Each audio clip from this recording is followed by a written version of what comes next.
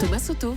La politique, Antonin André, bonjour. Bonjour Thomas. La politique, c'est évidemment ce débat des 5 candidats, de 5 des candidats à la présidentielle, un exercice inédit dans lequel chacun finalement a pu assumer son programme, mais aussi sa personnalité. Oui, un débat de qualité qui a démarré doucement. On sentait que tous étaient un peu tendus par l'enjeu, mais on a retrouvé finalement le sérieux et la sobriété de François Fillon, le futur désirable de Benoît Hamon, la nouvelle voix d'Emmanuel Macron, le dégagisme de Mélenchon et la France en danger de Marine Le Pen. Justement, Marine Le Pen qui est en tête dans les sondages, touche avec Emmanuel Macron, elle devait faire la démonstration de sa présidentielle. Est-ce qu'elle y est parvenue selon vous ? Marine Le Pen a interprété la France a peur, la France à feu et à sang, délinquance, cambriolage dans les campagnes, les vagues de migrants qui déferlent, vite, on ferme les frontières, on recrute des policiers, on construit des prisons pour y enfermer les mineurs et la source de tous les maux, c'est l'Union européenne qui interdit tout.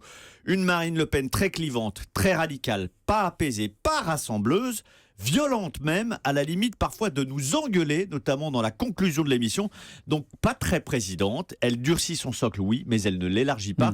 Exercice un peu raté. Vous êtes drogué aux pages faits divers, lui a lancé notamment Benoît Hamon. Là où elle a réussi sa stratégie, c'est le duel installé avec Emmanuel Macron. Oui, et d'ailleurs, elle l'a cherché, Emmanuel Macron, sur le Burkini, puis sur le parcours d'énarques soutenu par les puissances d'argent.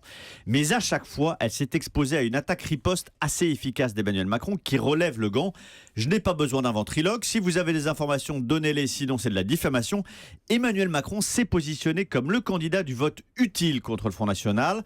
Et ce duel Macron-Le Pen était au cœur du débat. Au-delà de ce duel d'ailleurs, Emmanuel Macron s'est révélé comme un redoutable débatteur, convaincant notamment quand il est attaqué. Benoît Hamon s'y est essayé, il s'est fait renvoyer dans les cordes. C'est là que Jean-Luc Mélenchon a dit tiens, c'est un débat interne au PS. C'est une bonne petite vanne envoyée aussi. François Fillon, lui, vous l'avez trouvé un peu en retrait. Oui, il a temporisé, il est resté effacé pendant toute la première partie du débat, puis s'est réveillé dans le débat économique efficace quand il croise le fer avec Marine Le Pen sur le coup de la défense ou lorsqu'il pose la question de la sortie de l'euro.